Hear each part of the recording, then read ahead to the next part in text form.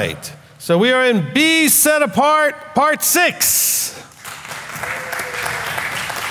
Be Set Apart, Part 6.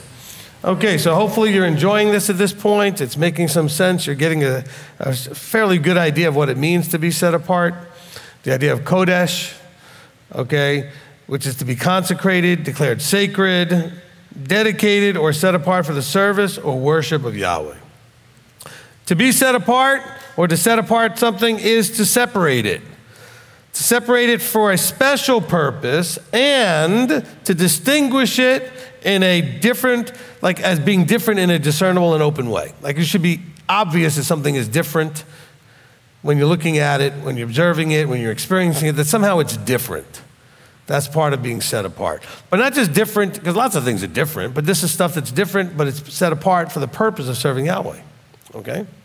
We are to be a set apart people. We should look different, be different, seem different, act different, and for the purpose that we are here to serve Yahweh, right? So it's the same concept. All right, so let's begin now in Ephesians. I'm not going to go through our normal long intro. We're just going to go right into it because after all, we're at part 6. If this is the first part you're listening to, turn this off right now, go to part 1. No, I'm kidding. Hang in there. This will make sense, and you can go catch up when you get your chance, okay? All right, Ephesians chapter 1. Now, there's 2 verses here in chapter 1 that talk about dealing with being set apart, but every time I do a teaching, whatever the idea, concept, word, whatever it is that I'm trying to help you, the halacha, the walking it out that you're supposed to learn, I always have to pray strongly, where do I start to make the point? If it's in verse 5, do I start in verse 5? Do I go back to verse 3? Do I go to verse 1? Do I have to go to the previous chapter of wherever I'm starting? Where do I stop? Well, the verse I'm covering is in verse 18. Do I go all the way to the end of the chapter? Do I, So, as I was doing this with the book of Ephesians, I noticed that there was stuff there's 2 verses in chapter 1, 2 in chapter 2, 1 in chapter 3, 1 in chapter 4, 2 in chapter 5, that I wanted to cover. And then I realized to connect them all properly, you really have to have an understanding of what Shaul is trying to say. What is the point why is he continuously bringing this idea of set-apartness into this letter? So I realized now how to begin at the beginning. So we're going to start in verse 1. We're going to start in chapter 1. And we're going to start seeing how this all fits together. Amen? Amen. All right, Shaul, an emissary of Yeshua Messiah, by the desire of Elohim, to the set-apart ones who are in Ephesus and true to Messiah Yeshua. And that wasn't even one of the verses that had set-apart ones in there. So he's writing that, first of all, he wants everybody to know, I am a shaliach. I'm a sent one. I'm an emissary. I'm an ambassador. I represent Yeshua Mashiach. And he says that I do these things not by my strength or my desire, but by Elohim's desire. He's put me in this place. And so I'm writing this letter to who? I'm writing it to the ones who are covenanted people. If you're covenanted, the covenant sets you apart. As a matter of fact, the covenant is the contract of set-apartness. The covenant is the document to help you understand what the expectation is that will make you different, distinguishedly different, and openly different, and clearly there to serve a single purpose, a special purpose of being his people serving him. Okay? To the set-apart ones who are in Ephesus. So now we have a clarity that we know who Shaul is, and we know who he's writing to. Is he writing to the world? No. Is he writing to, just Jewish people in general? No. He's writing to those who were set apart in Messiah. Now, some of them might have been Jews, some of them might have been Gentiles by birth, but he's writing to ones who were set apart, who live in Ephesus, who are set apart to Messiah. It says, you are set apart ones and true to Messiah Yeshua. Because if he just said set apart ones, the Jews, it might have been Jews he was talking to. That's how they were looked at up to this point. He said, I'm speaking to the set apart ones who are true to Mashiach. He says, favor to you and peace from Elohim, our Father and Master Yeshua Messiah. Blessed be the Elohim and Father of our Master Yeshua Messiah, who has blessed us with every spiritual blessing in the heavenlies and Messiah. So he says, now again, we over time are going to learn culturally things that you would not know if you were not raised in the Jewish community, for example. Because remember, what community is Paul coming out of? Jewish community. What is the main body of believers from the first century? Jewish people. And so there's things that if you grew up Italian or Spanish or Chinese or Indian or German or just any, right? I could pick any culture. There would be certain phrases that would be common to your culture. You would know exactly what the person's talking about. It's like a certain way that you speak. I'm not talking about your accent. I'm talking about just certain phrases that you use that maybe somebody from someplace else doesn't use. Right? We all agree to that? So what very common Jewish phraseology is, may you merit his favor. I mean, that's actually something that they say as part of their wishing somebody well, and says, and may you merit the Almighty's favor. Okay? So when Paul is writing, this is a very Jewish way to write. Favor to you, not grace to you. Unmerited favor and grace to you, and because you did nothing, I'm wishing you something. I don't know. Okay? But if you understand, that's part of how I was given the insight of what grace really is. That it's merited favor. And this is what that group of people would have understood when grace was being talked about, because they would have understood it from the way that a Jew would have understood it. From the meaning of the word chen. Okay? So, favor to you and shalom. The shalom from above. Peace from Elohim, our Father, and the Master Yeshua Messiah. Blessed be the Elohim and Father of our Master Yeshua Messiah, who has blessed us with every spiritual blessing in the heavenlies in Messiah. So what is he talking about there? See, we're going to deep dive as we go through. I'll stop where I stop. It all is part of, as long as we're here, you might as well learn everything you can out of it, okay? That's kind of where I'm looking at it. Who knows the next time we'll be in Ephesians? Well, almost every week. But I mean, who knows? At least chapter 2 we seem to be in every week. All right? We're not in chapter 1 all that much. All right, so he's saying here, blessed be the Elohim and Father of our Master, Yeshua Messiah, who has blessed us with what? Every spiritual blessing in the heavenlies. So what does that mean? Okay, we can look at this. Okay, we always start with Peshat. Peshat is the straightforward understanding, but do we have, those of you, again, when I mentioned other cultures, some of you speak other languages. Anybody here speak other than English? Other than English and gibberish? I speak both of those fluently. Okay? And I speak Rocky also, so in case you know. All right. And waffle. So I got multiple languages. Okay, so, all right? No, but if you speak another language, in all seriousness, right? You speak another language, how often is it that the words are in a different order than when you put them in English? All the time, right? So taking Greek or Hebrew and now putting it into English, sometimes you're going to get things a little bit confused because of the way we put the words. So you could look at this as, who has blessed us with every spiritual blessing that is in the heavenlies. Or you could read it as, he has blessed us with every spiritual blessing, and that blessing is in the heavenlies. I believe that what he's trying to say is that the Elohim and Father of our Master has blessed us with every spiritual blessing that's in the heavenlies and poured it down here on us.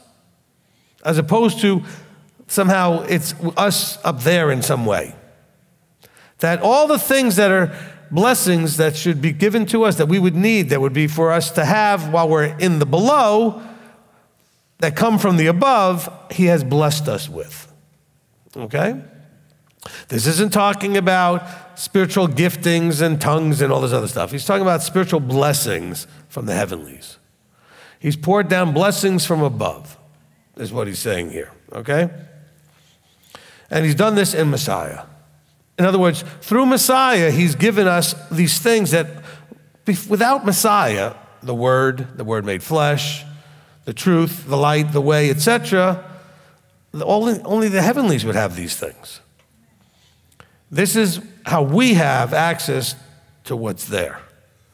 Through Mashiach, through the written word, through the living word, the light, the truth, the way. He says, even as he chose us in him before the foundation of the world. So we have to understand how this thing works, right? He chooses us. We don't choose him. We choose to respond to his choosing. He chooses us. We then have a choice to respond to his choosing us. Okay, so you have a part in all of this. It's always free will. You always can say no. So it says, he chose us in him before the foundation of the world that we should be set apart and blameless before him in love. In other words, the plan from the beginning was that we be chosen, called out, set apart to him in love. And that we be blameless. Blameless meaning you can't point the finger and say, you did that. So this is him saying, favor to you, blessings to you from above, and understand that it was this way from the beginning, the intention, right? This is like we're talking about the spirit of something, the fullness of the intention. The intention was that he would call out a people, and that those people that he calls out would be set apart and blameless. That they would be serving a special, specific purpose in serving Yahweh in an open, discernible way. Okay? Open, discernible way. So that's why you're not afraid to look your boss in the eye and go, I can't work Saturday. Not angry, not mad. If you fire me, it's okay. But I'm different than the other people. I'm also different because I'm not going to steal from you. I'm not going to waste your time. I'm not going to goof off when I'm on company time. I'm not going to be taking 500 phone calls that are personal and company time. I'm not going to run off and do like my own stuff. Because some people might be out where they get to drive around and they're going to just do their own errands and things on company time. I'm different. I'm going to give you what you're supposed to get. Honest day's work. So you're blameless. So even as he chose us in him before the foundation of the world, in other words, when he says things like before the foundation of the world, it means that this was his plan before everything. That's what the phrase is trying to say, right? He had this in mind before it even all got started. See, some of you are like me, more or less, in terms of being more flying by the seat of your pants. Some of you have planned every detail before you even would start step one. Okay? Abba has everything planned out before he started step one. He doesn't fly by, he's got it all. He knows the end from the beginning. So we know that Yeshua was slain before the foundation. He chose us before the foundation. Everything actually was before the foundation. Not that, some people think literally he was slain before the foundation. No, it's about the whole process was in place before they even got started. There was no surprises. Nothing from the time the foundation was laid till now has been a surprise. Well, to us maybe, but not to him. Does that make sense so far? We good? Okay, so in that framework, he called us out to be set apart. All right? He says, having previously ordained us to adoption as sons through Yeshua Messiah to himself, according to the good pleasure of his desire. So he's saying, this again is saying the exact same thing. He previously ordained, or in other words, he made a decision in advance that there would be a time that there would be those of us to do this whole choosing thing and everything he's talking about here would have to be adopted in.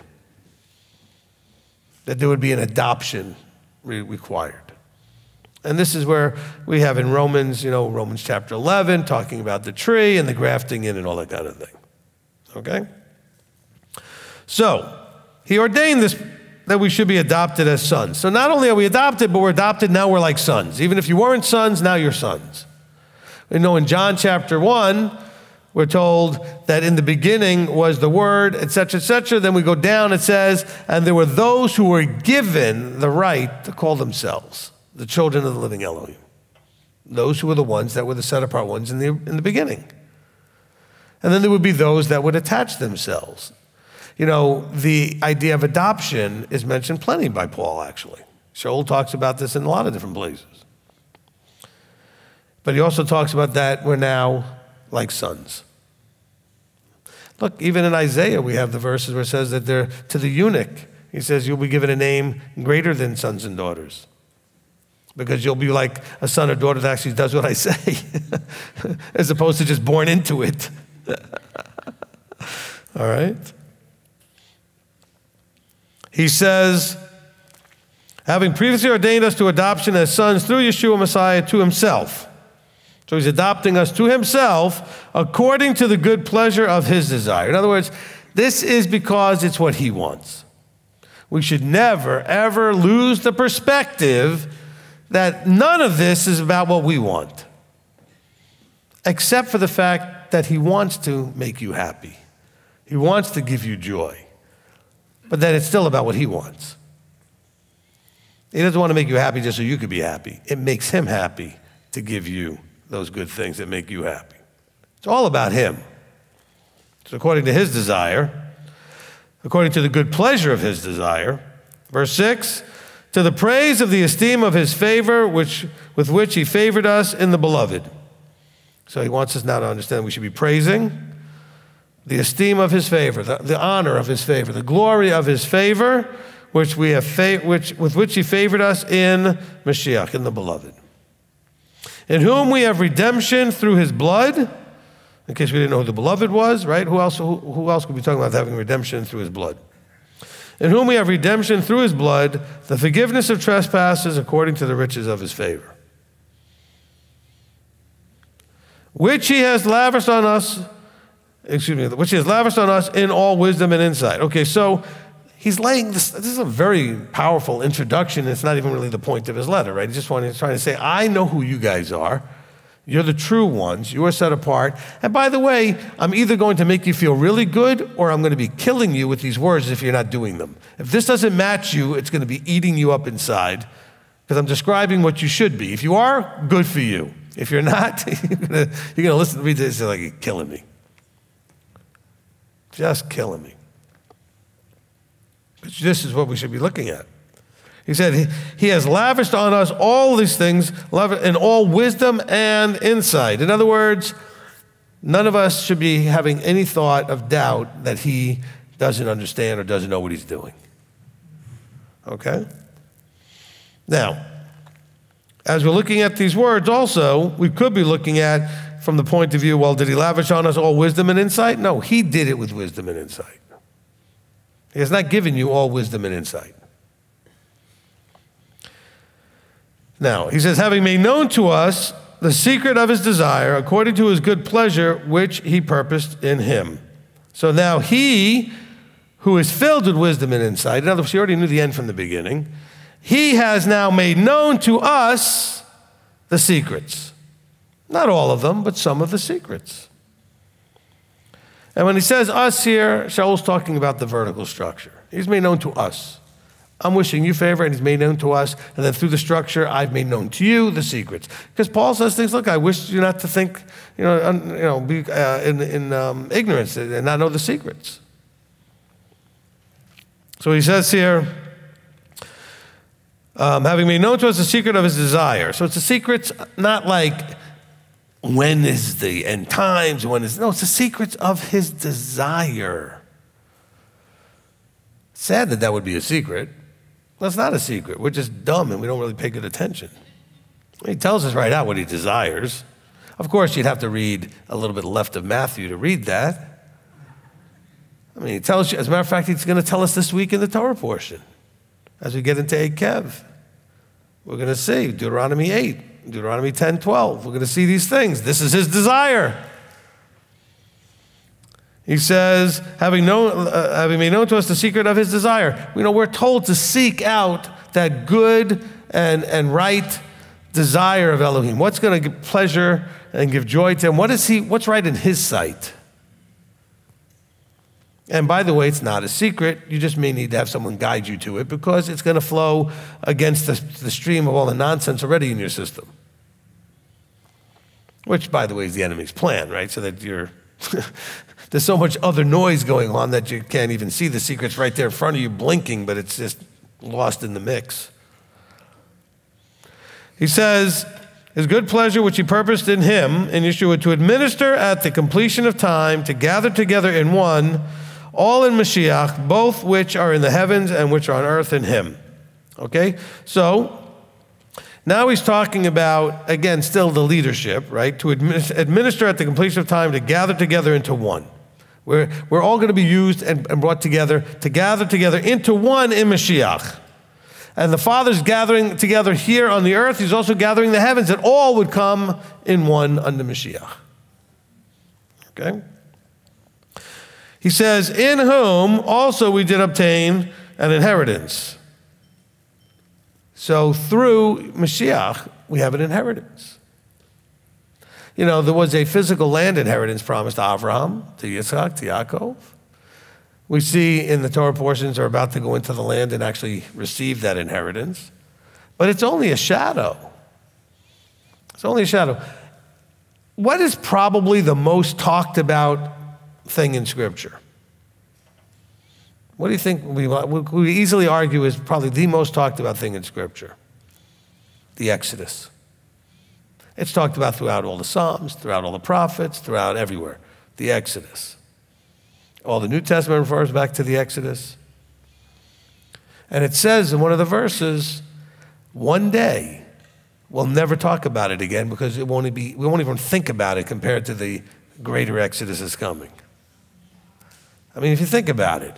I mean, everywhere you turn, even right now in Deuteronomy, he keeps going back to, remember what happened in the Exodus? Didn't you read the Psalms? Remember what happened with the Exodus? What he's going to be doing, what's coming, will make the Exodus so pale in comparison, it won't even really be talked about. So that's, I mean, I don't think we can even comprehend. Because the Exodus was so incredible. That's why they talked about it forever. I mean, plagues and parting of seas and him speaking from the mountain directly and all. It's pretty impressive. And this thing he's going to do when he gathers is going to be so impressive that they won't even talk about the other one anymore. That's mind-blowing. Okay, yeah. You know. And so that second Exodus, this greater Exodus, is about the fact that we have an inheritance. And it's not a piece of dirt in the Middle East. Okay? We have an inheritance. Although that piece of dirt in the Middle East will still be part of that whole deal, right? Because the new heavens and the new earth and the new Jerusalem coming down, and we're still going to have the land. Yeshua during the millennium will be still sitting on the throne where? In Jerusalem. All right. He says, so we obtain an inheritance being previously ordained according to the purpose of him working all matters according to the counsel of his desire. So he's saying this whole thing we've all been going through is what he wanted. It's not accidental. It's not random. This is how he wanted it to be. This is according to the counsel of his desire. By the way, the word counsel there is interesting, right? Because counsel usually means that you're going to ask someone's opinion, you're going to take advice, you can consider somebody else's way of looking at things. No, he's only taking counsel with his own desire. Not listening or talking to anybody else. He goes, I want this. He looks at what's going on. Is that going to give me what I want? Yes or no? If the answer is yes, keep going. If no, we're going to make something else happen. He's only counseling with his desire. For us to be the praise of his esteem, those having first trusted in Messiah. So this inheritance is for set-apart ones who are true to Mashiach, as it says in verse 1. So these are going to be those, he says, that have a praise and esteem because they have first trusted in Messiah. This is where we fall all the time. The church did a terrible job of giving you a piece of the puzzle that completely is of, it looks like it's powerful and useful, but of no use. Because in itself, it's not enough. They want you to trust in the idea of a Messiah.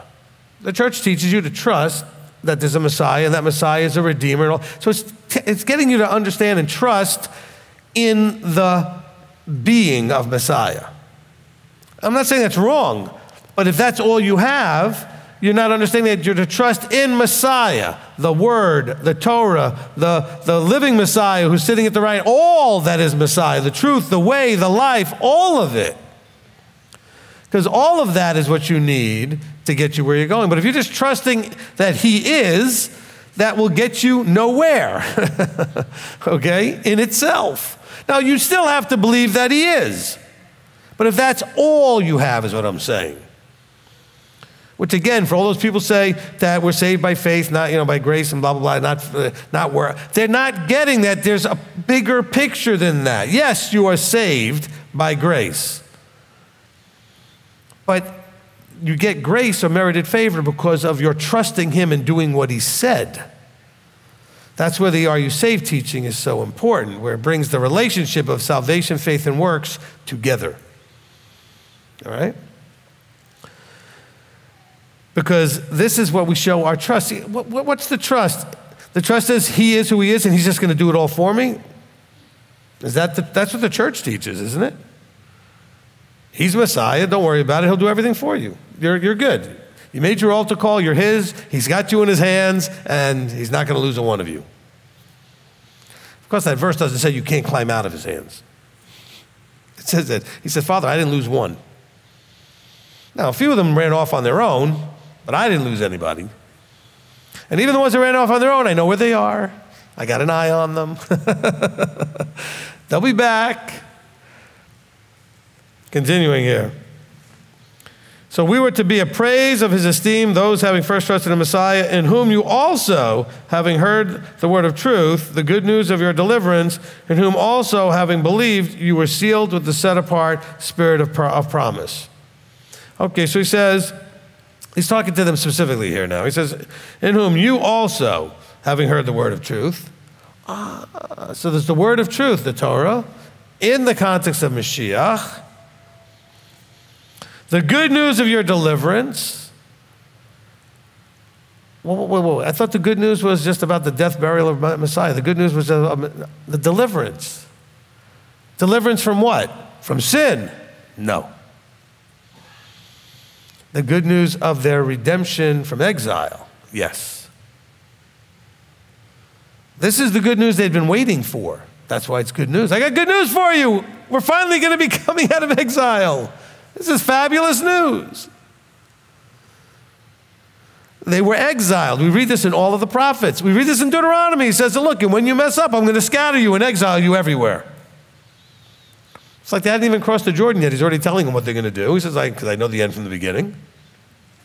And then you'll seek me from where I scatter you. And when you seek me from where I scatter you, I will redeem you at some point or deliver you out of those places I scattered you and bring you back.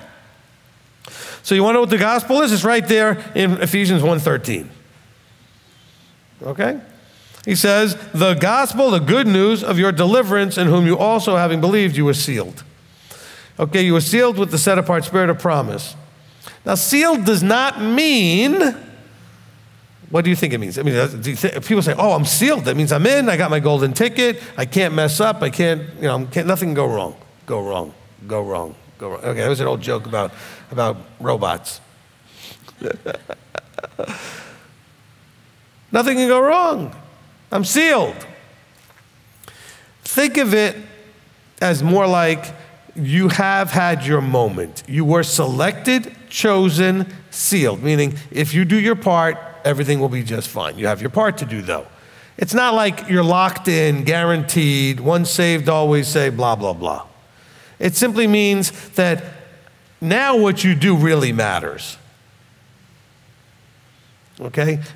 When we talk about sealing the deal, in other words, we're making a covenant. He says, you were sealed with the set-apart spirit of promise. In other words, the fullness of the Holy Spirit of promise. In other words, not anything esoterically out there and all the ethereally out there, but the idea that there was a promise made to Abraham, Isaac, and Jacob. There was a promise made to you. You are now children of Abraham.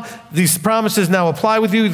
You are sealed, like the deal has been sealed because you have agreed to this. right? Here's the deal. Israel, Exodus 19. If you would obey my voice, I will take you as my people. And then the people had to say, Amen and Amen. And when they did, it sealed the deal. They were sealed. Did it help them very much? Did it protect them from doing dumb things? From dying in the wilderness? From all kinds of other challenges that they faced? No, of course not. They still were in contract, though. That deal was sealed. Let's be careful with that. Hopefully this is now like, knocking out some bad pillars and things that need to be knocked around. Okay, you were sealed with the set-apart spirit of promise. In other words, the above is saying, I heard you, you agreed, we have an agreement, and as Tevi would say, and with us an agreement is an agreement.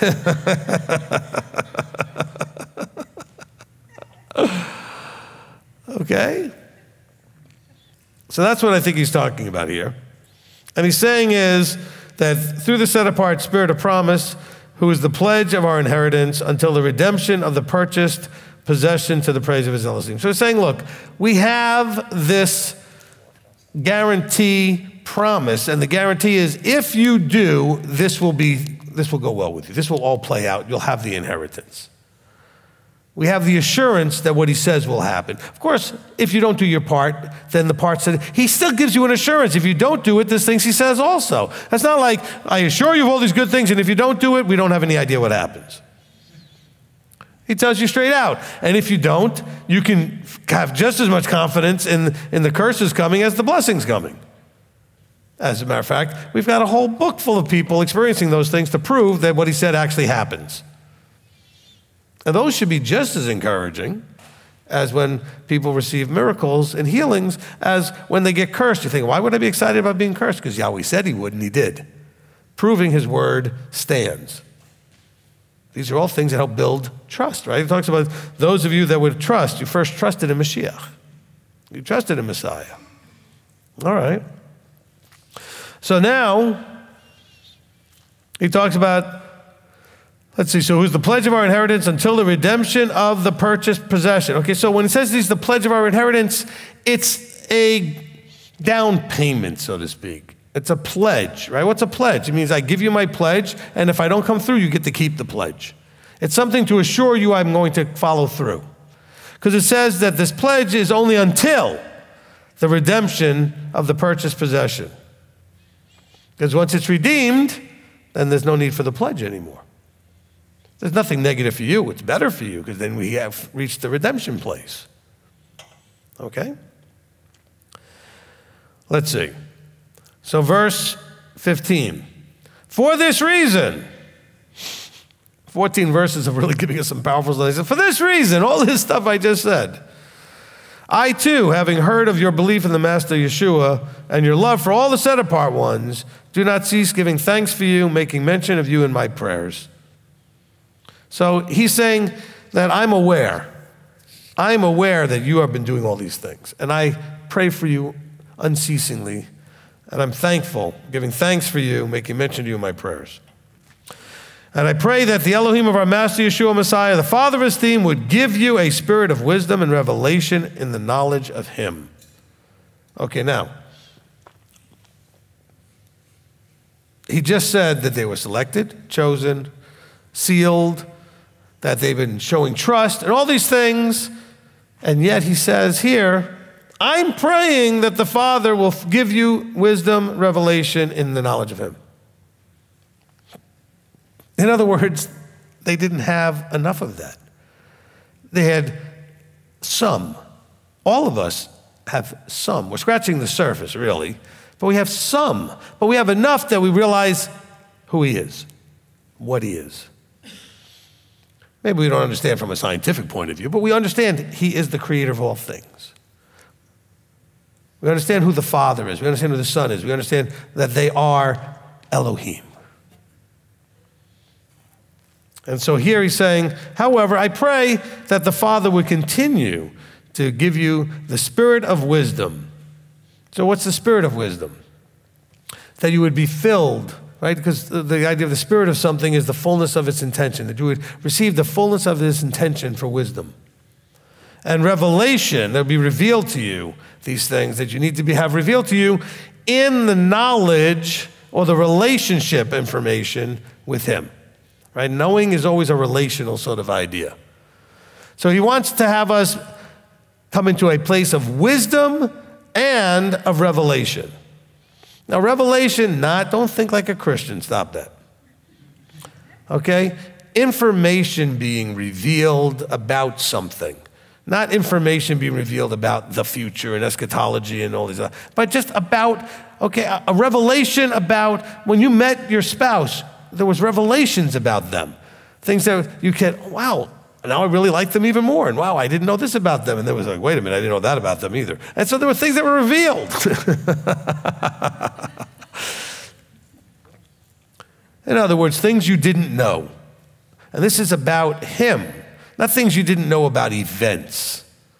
Okay, this is about him. He says that he would give you a spirit of wisdom and revelation in understanding your relationship with him.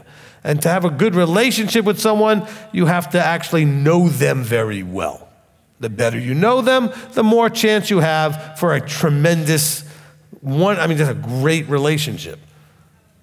That doesn't mean that you can know somebody really well and not want to be anywhere near them. I'm saying, but there's no real great relationship without a revelation where you know each other, you know about each other, and you know what to expect from each other. And that's basically the revelation in the scriptures. It tells you all about him, what to expect from him, what he expects from you, and you need wisdom to understand all of that. Okay? As a matter of fact, you need the three things talked about all the time throughout Proverbs. You need the chokhmah, the wisdom. You need the bina, the understanding, and the da'at. You need the knowledge. Okay? And all of those things begin with the fear of Elohim, the fear of Yahweh. Go listen to that teaching. So he says, so let's always be careful. We see that word spirit. We go off into, sort of charismatic land, okay? He wants to give you where your intrinsic nature would be that of wisdom. Right? We talked about the spirit being like the intrinsic nature. Okay, if you have the spirit of disobedience, it means your whole nature is disobedient now. The spirit of anxiety, now your whole nature is anxiety. The spirit of anger, your whole nature is anger. As opposed to, and again, it's not an outside entity from the spirit world. It's just describing you. If I get upset, and then an hour later I'm fine, I don't have the spirit of anger. I was just upset. But if I'm upset for days and days and days and days and days, it's now becoming my nature. Anybody ever meet an angry person? Okay? Anybody meet a happy person? Their intrinsic nature, they're just happy. They may not actually be happy if you talk to them, but they just come across, that's their nature. They're just smiling and bubbly and happy, okay? So just understand when we talk about the spirit of somebody or having the spirit of something, we're not talking about things from another realm. We're just saying that it's no longer just something that you've done or do occasionally, it's who you are. You are angry, you are happy, you are filled with wisdom, you are wise. You are, filled with understanding. So this is what happened with Shlomo, with Solomon. He was given the spirit of wisdom. So he's filled with wisdom. He was a little short on bina and dat. He didn't always apply the wisdom with knowledge and understanding. Or as I said, so understanding and knowledge. Okay? So, look, this is why the Chabad name is such a cool name. I'm not here to promote the Chabad. I just love the name because the Chabad is an acronym for those three words. Chabad is not a name. It's not a word itself. It's Chokhmah, Bina, and Da'at. Chabad. And so I wish they hadn't done that. I would have taken it for us too. I love the name. It's such a great name. Okay? So he's talking about this spirit of wisdom and revelation and knowledge of him. The eyes of this is his prayer for them, right? So I pray that the Elohim would do these things for you, that the eyes of your understanding being enlightened, so that you know what is the expectation of his calling and what are the riches of the esteem of his inheritance in the set-apart ones. So he's saying, my prayer is that the eyes of your understanding, what's the eyes of your understanding? Well, I've got understanding concepts in my head, but to see them actually lived out, to see them and understand applying them. I get information. Information is just information. Like one of the first tests, I told this story many times, when I was working at the health club industry, the lady that put the managers to a training program said, is knowledge power? And we're all like, yeah, knowledge is power. No, it's not. Okay? Knowledge is information. Applied knowledge is power. So you have to be careful with that. This is what he's saying here. He says, look, you can have all these things. You can have all this wisdom, et cetera, but you need to have the understanding that the eyes have. The eyes of your understanding have to be enlightened. In other words, you receive information, but you're not seeing it. You're not getting it. Anybody know people, including yourself, look in the mirror every day? Anybody know anybody that they look at that has information, but you just don't get it yet? Like we use the phrase, I don't get it, or I can't see it. Well, that's, I think, what this phrase is trying to say. He said the eyes of your understanding have to be enlightened. So you're like, oh, I get it. Now I know what I'm supposed to do or stop doing. All right? I had the information, but I wasn't getting it. Now, all of a sudden, the enlightenment, I get it. I can see it, right? So that you know what is the expectation of his calling. So the whole point is, as we gathered information, as we're exposed to different things, he has to enlighten us so we can see how it ties in with what he expects. Because none of this is going to work very well if you're going to think you're going to just randomly do all the things he wants. Which is why he's given us all of these inspired writers to give us the book. Otherwise, how else would you know? So that we know what he expects. But it takes an enlightening of the eyes to see this. All right, so it's talking about so that you know what is the expectation of his calling and what are the riches of the esteem of his inheritance in the set-apart ones. So this is important that he ties the two together because, see, he's going to show you some things as he enlightens your eyes that you might not be overly excited about. Some things you're going to be very excited about. I'm saying, but there may be some things you're not overly excited about. Not because the thing itself, but because of what the thing that is being shown to you may cause to happen to you or around you if you choose to embrace it. So it's not like there's any part of Torah that is overly, I mean, maybe there's some food you have to give up that you're really not happy about, but really it's more about, if I do this, my whole world is going to get turned upside down, my job, my family, everything's, and so we're not always thrilled about the ramifications of the choice. Because once he shows you, now you have to own that you know, because you're responsible for what you know. Okay? So once you learn about Shabbat, not just that it's Saturday, but like what Shabbat means, how you keep it, that you don't work, you don't go to your job, these kind of things, well, then you're kind of now responsible to apply that. Oh, but you don't understand, Rabbi. I have a job that works every Saturday or twice a month, whatever it is. And surely Abba wouldn't want me to lose my job. He doesn't, never mind. He doesn't care. I was going to say he doesn't give something, but okay, he doesn't care about your job. He wants you to be lucrative and employed. He has no attachment to any particular job you're doing. Well, surely he wouldn't want me to lose my job. No, he wants you to be employed. Maybe he has a better job for you or some other thing for you to do. You're looking at it wrong.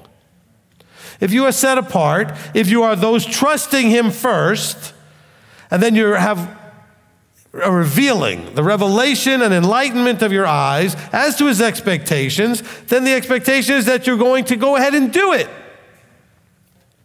So you're going to change jobs. You're going, look, we applaud so many of the heroes in Scripture and think, well, surely I'd do the same thing. Would you? Hey, Avram, what? Take everybody in your family and leave. Where am I going? Just go. I'll tell you on the way. You know, some of you would think, oh, sure, I would be the same thing. Would you? I got a whole lot of you out there right now would love to come to Cleveland, but you're waiting for some sort of invitation in the mail or something. I don't know. But I don't know how it would. That's what it sounds like when we listen to you. Okay? I'm not trying to be offensive. Some of you, that's literally what it sounds like. Well, I don't know what I'm going to do, and I don't know. Abram didn't know what he was going to do. He didn't even know where he was going. He didn't even tell him. Look, at least Moses was told, I'm taking you to this land flowing with milk and honey. He didn't tell him exactly where it was, but he said, I'm taking you to this land flowing with milk and honey. So at least he had some idea where he was going. We know exactly where we're going because we have the book and we can read it. We know where we're going to end up. But a lot of you, if he puts you to a place, hey, Abram, what? Take your son up on the mountain and offer him. Okay. There's no arguing. You never see Abram argue. There's no discussion. But you notice he had full trust because he said to the men that were with him, my son and I are going to go up and worship and we'll come back. He figured somehow this is going to work out. See, that's part of how you do what you do in life is you have to have the confidence that I don't really know. I can't see that far, but I trust if that's the path he has me on, when I get there, it'll be fine. It'll work out. You know, thy word, Psalm 119, 105, right? Thy word is it's not a halogen lamp on your car that goes out miles, okay? It's a lamp, like with a candle in it, okay? How far does that light actually shine? You can only see in the dark so many feet. And you trust the rest of it to go. Well, it looks okay for the next 12 feet. And then you get there and you hope that it's going to look good for another 12 feet. Now, if you weren't sure that it was going to keep working out, you might not even take the first 12 feet. Well, what if on the other side of that's going to be some scary whatever? I don't know. But you got to trust him. And so this enlightening of the eyes, the reason I'm going through all of this is because the next verse is very key. He's going to enlighten our eyes. He's going to put us in these challenging positions, et cetera, but he wants you to have that motivator. Because you're not going to do this to strum a harp forever. Okay? There's something more that's going to motivate you. And he gives you all the verses you could ever want to motivate you, including here he says, because he's going to, this is the prayer that Shul was talking about, I want him to give you and share with you this enlightenment, this revelation about your inheritance, and what is the exceeding greatness of his power towards us who are believing, according to the working of his mighty strength, which he wrought in Messiah when he raised him from the dead and seated him at the right hand in the heavenlies. So he's saying, look who we're dealing with here. And he's got an inheritance to you. And the inheritance for you is not sitting there strumming the harp. So much of the world is ADD. I'm sure none of them want that. Okay? Even those of you that are not ADD probably don't want that. So all of this, I'm going through all this literal hell of life so I could strum a harp and gaze up at Messiah. It just doesn't make any sense. All right? So he's saying that I want the Father, though, to give you the eyes of understanding, the eyes of understanding to be enlightened, so that you would also understand what is the exceeding greatness, because we know how great, but we don't really know how great he is. We do, but we don't. It's not real enough to us, because it's literally beyond our capacity in so many ways, that we should know the exceeding greatness of his power towards us who are believing. So it's not just exceeding greatness of things he did, or exceeding greatness of all the things that he's promised, but look what he's done for us. Look at the exceeding greatness of his power that he's used, and he's directed it towards us. All that power he has, and he's chosen to direct it towards us. The creator of all things is directing his power in your direction. Okay? He says, but bear in mind, this power that he's showing us, of what the exceeding greatness of the power is towards us who are believing. So this is not being directed towards you if you're in fear and doubt. It's those who are in trust and belief. And when you're in trust and belief, he's directing this power towards you. Look at all the amazing miracles that happen to people when Yeshua was with them because they believed. Okay? Look at what happened to people who didn't believe. They ended up dead in the desert. His power towards us who are believing according to the working of his mighty strength, which he wrought in Messiah when he raised him from the dead and seated him at the right hand of the heavenlies, far above all rule and authority and power and mastery and every name that is named, not only in this age but also in that which is to come. He put all under his feet and gave him to be head over all, to the assembly, which is his body, the completeness of him who fills all in all. Wow. Okay? So he's laying this all out. And remember in verse 18 it says this was the inheritance for the set-apart ones. So we're still talking about only the set-apart ones. Those who are believing in him. Those who place their trust in him. That's what set-apart ones do. Okay? Because that's discernibly different than the rest of the world who don't put their trust in him and don't believe in him. And we exemplify that. We demonstrate it through our actions. What we do shows what we believe. And he's saying, look, and don't forget, we know what he did with Yeshua. He raised him from the dead. He sat him at his right hand. He's placed him far above all, in this age and in the age to come, above every name. And then if that wasn't enough, he brings it back down to earth a little bit and says, he's the head of the assembly.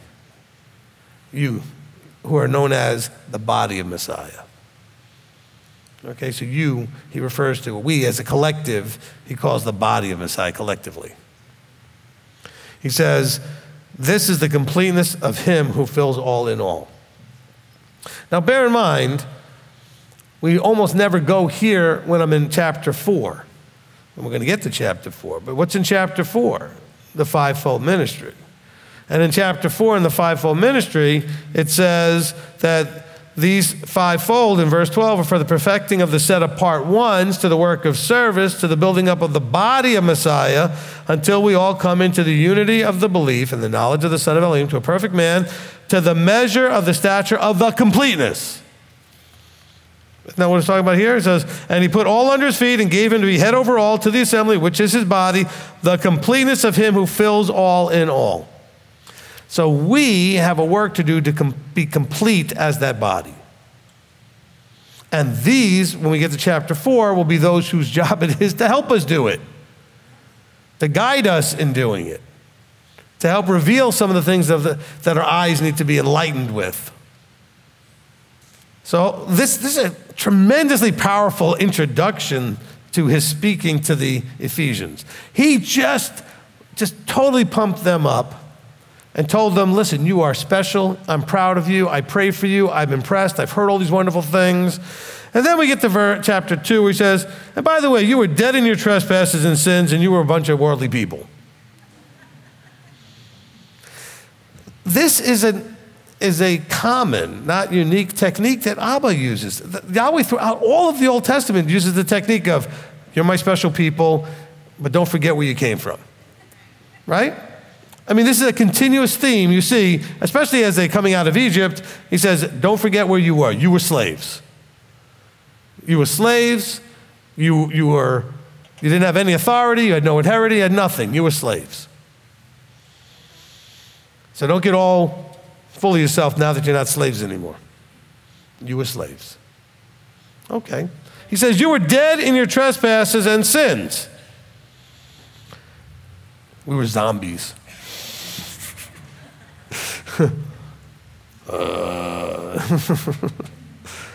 So what is he saying? You were dead in your trespasses. In other words, death was your future.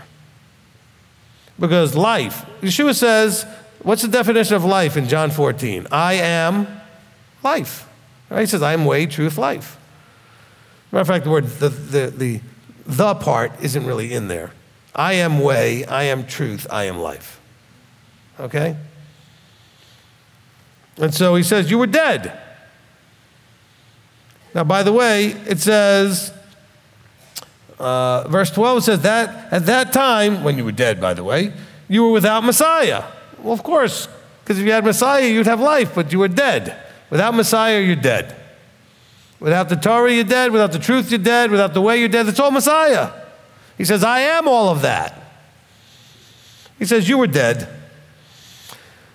It's not that you weren't living and breathing and sometimes even enjoying yourself, but you were dead. And you were dead in trespasses and sins.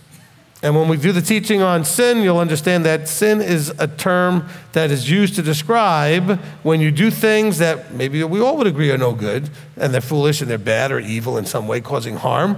But in covenant, when you do them, they're called sin. Okay? And so he's saying you were dead in trespasses and sins. In other words, you were doing things that had you been in covenant, they would have been trespasses and sins. So you would not have been able to be in this relationship. You didn't know any better. You were dead. You once walked in according to the course of this world, according to the rule of the authority of the air, of the spirit that is now working in the sons of disobedience. In other words, the nature, not the spirit like outside, but the nature that's working in these sons of disobedience. He says, so you were doing things. I was saying, so when he says that you were dead in trespasses and sins, saying, look, had you been covenanted, you would have been in big trouble. But you didn't know anything from anything. You were doing things that were trespassing, but you didn't know. When you guys didn't know about kashrut, you didn't know. You were eating pork, you were eating shellfish, you were doing all these things. It'd be really rough to arrest you for that, so to speak, when you had no idea. Okay? So sin and trespass is for things that you know. That's the word to describe the same thing that's still wrong and terrible and everything else, but he's telling you in the context of talking to set-apart people, that you who know what sin is, because I would not know what sin is if it weren't for the law, because the law defines what sin is. You were doing these things, and now you know you were doing things that were sin. Things that a covenanted person does them, it's called sin. You were trespassing. What does trespass mean? I mean, what does it mean? It means to cross over a boundary where you don't belong. Is that correct? Well, how do you know if there's no boundary that you're aware of? Well, I didn't know. You know, I was at a property one time where I was standing like this, and I moved over this much, and I went from one state to another state. I was in Missouri, and then I was in whatever was next to it right there, okay? Arkansas. Literally, I just walked, there was nothing visible. The owner of the property just knew that's where the line was. Now, that line also was for another person's property. So I could have been trespassing. I crossed the border that if they didn't want me to, would be trespassing. But there wasn't anything visible. Look, a lot of you drive around and you travel around, you have your GPSs, and your GPS's voice says, "Welcome to Tennessee," when you cross over that invisible border, right? And if there wasn't a physical sign there, you'd never know that you went from Georgia to Tennessee or Tennessee from somewhere else, right? You would have no idea. He says, but you were doing things that are trespasses. You didn't know it. You were doing things that were sin, but you didn't know it. Because you were walking according to the course of this world. In other words, you were walking like the world walks. You were just walking like the world walks. According to the rule of the authority of the air, of the spirit. So you were just doing things where it's just be happy, please yourself, do what you want. Me, me, me. Seek your own pleasure. That's really what the authority of Satan is all about, doing what he wants. Nobody tell me what to do. Why would anybody restrain me in my pleasure seeking? That's his mindset. He says, you guys have that mindset. He says, in the same mindset, okay, you were walking in the spirit that is now working in the sons of disobedience. What spirit? The nature of, I'm going to do whatever I want to do, and I don't really care what you have to say. That's disobedience. I'm going to do what I know you don't want me to do, but I don't care. I don't recognize your authority. He says, among whom also we once lived in the lusts of our flesh, doing the desires of the flesh and of the mind, and were by nature children of wrath, also the rest. So he says, look, while you were here, you were dead in your trespasses and this stuff. You were walking according to your disobedience, which the disobedience came from what? It comes from the same place it always comes from. A battle of sovereignty, which is disobedience. Because you are a slave to whom you serve. Most of you are slaves to your own lusts. Okay, your own desires. You're a slave to whom you serve. So he says, this is a problem. He says, you lived among people that, what do? They lived in the lusts of their flesh. Those are the physical cravings, okay? You physically crave stuff. Okay, it could be sexual, it could be food, it could be any kind of physical pleasures.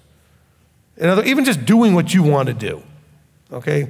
Anything from the below, the fleshly. He says, doing the desires of the flesh, I want to be rich. But I'm not just rich, I mean rich so I'm in your face, rich so I'm showing off, rich so that I can look down on you. I want to be powerful. I want to be able to control things and manipulate people. I want to have, right? These can all be lusts of the flesh. I want something that's not mine. I want it, you have it, but because I want it, that justifies me taking it. Because I want it.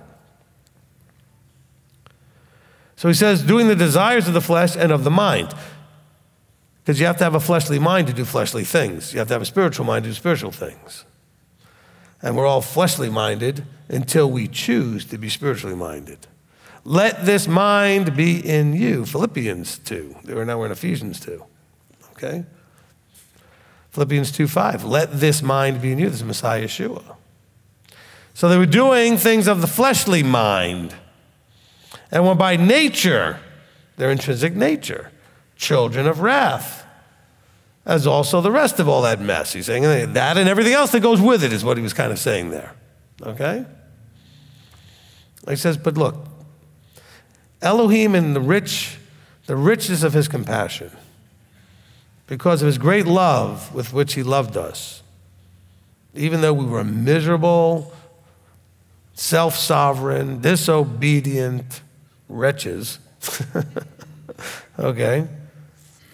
But Elohim in his richness, who is rich in compassion because of his great love with which he loved us, even when we were dead in trespasses. We didn't even know there were trespasses. We didn't know there was sin. We're just doing what we're doing. He said, he made us alive together with Messiah. He says, by favor you have been saved. So even when we were dead in our trespasses, he called us. Okay, there's so much happening in this one verse that's not really being covered. I mean, the verse didn't just say, we were dead, and then he just made you alive. When you were dead in your trespasses, let me fill in verse 5 with this much information. He poked you. He popped your bubble. He made you disturbed in your peace, right? He disturbed your shalom. Caused you to seek and ask and knock. Caused you to want to figure him out. And then, guess what happened? You started changing. You stopped trespassing. At least little by little. Each trespass you became aware of, you stopped doing. You stopped sinning when you became aware of certain things that were sin. Because trespassing is sin, right? You cross a line, that's sin. And then you merited favor. And that merited favor is what saved you. So look at that verse. Don't let that verse be that verse that they throw at you. He says, even when we were dead in our trespasses, he made us alive together with Messiah. By grace you have been saved. Well, you know, there's an awful lot happening between the word Messiah and by favor you've been saved. There's a whole process that's happening. It wasn't instantaneous. This is that altar call kind of imagery, like somehow it's instantaneous. You're saved now. Listen, you're the same miserable person you were before you walked up to the altar. I mean, did any of you really make that altar call and go home and completely have a different life? I mean, like completely, like everything changed, all of your behaviors were fixed, everything was, I mean, you maybe felt a little cool, like I made a commitment to something, or most of you didn't even know what you did. And I know this because I've been at a place where they were going to do an altar call, and they took us back in the back room. Anybody who was supposed to be a leadership person, so I went to see what they were doing. And they said, look, we got to make an altar call, and it was a place where there's a lot of young people. And they're going to come up and make this altar call. They're going to have no idea what they did. What's the point then? Why would you have them do something they don't know what they're doing? Why? But he's saying here, in verse 5, it already has, remember he's talking to the set-apart ones. They know the journey they've been on. They were lost, confused, dead in trespasses. He drew them out of that. They responded to that drawing, that choosing that he did, right? Chose them from the foundation. And in their responding, they changed in their behaviors. They came into covenant, which merited favor for deliverance. Does that make more sense? Okay? I just want to make sure that we're being clear, because this is one of those verses that really gets everybody messed up. And then he says, and raised us up together and made us sit together in the heavenlies in Messiah Yeshua. So look, they're not literally, that's why you have to be careful. It says, are we literally sitting up in the heavenlies together with Messiah? You guys are sitting right here in Cleveland, Tennessee. Because it's saying that when you've made your choice, our representative is sitting up in the heavenlies, and we are essentially with him when we are in covenant. But you have to be in covenant. He raised us up together to be sitting in the heavenlies with Messiah. That's what he called us to do. Now, if you're still sinning and doing trespasses just because you figured out he's Messiah, that doesn't make you tahor all of a sudden. Tahor being clean, tameh being unclean. There's no washing clean just because you made your altar call. Good for you. You figured out Messiah is Messiah. Did it change you at all? Are you still doing the stuff you were doing?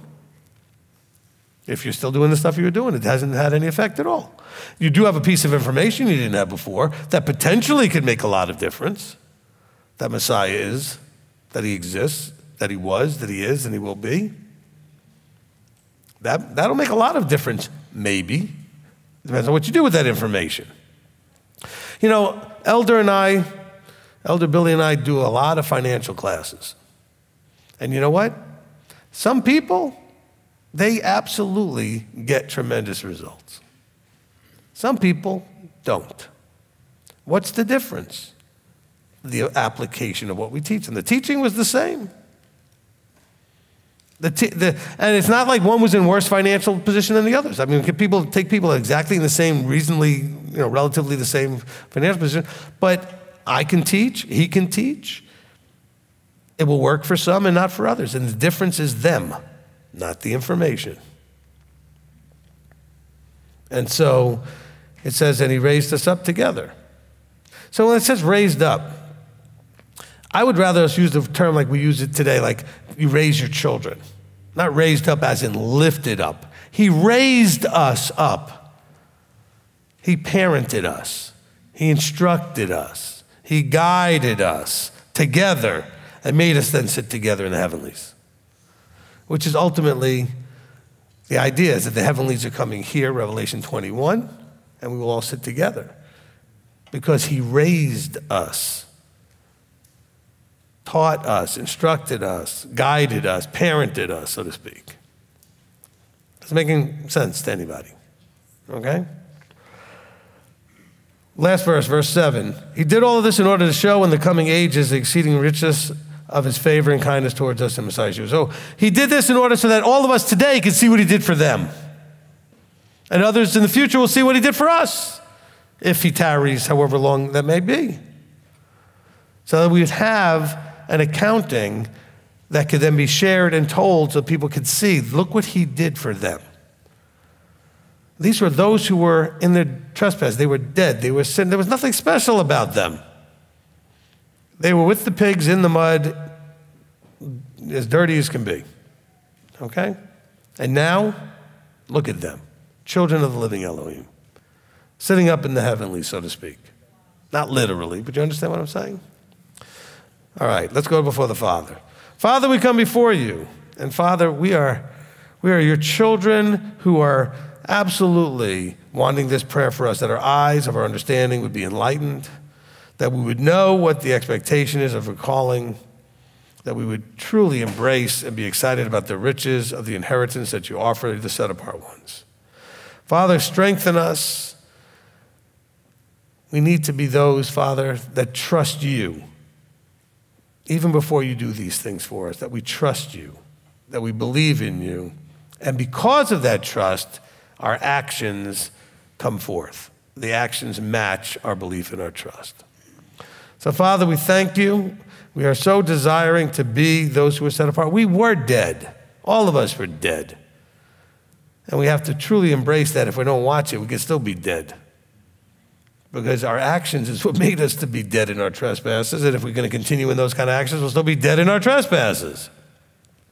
And Father, we don't want to be dead in our trespasses. We want to embrace that Yeshua has given us life, shown us what the source of life really is, shown us how to have life and life more abundantly. So Father, we want to thank you. Ask that you would be patient with us, continue to be patient, continue to strengthen, and continue to open our understanding. Reveal to us, give us the revelation of the knowledge of you, and give us the strength to walk in that revelation. So Father, we thank you, we praise you, we give you all glory and honor in the name above all names, Yeshua our Messiah. Amen. Amen.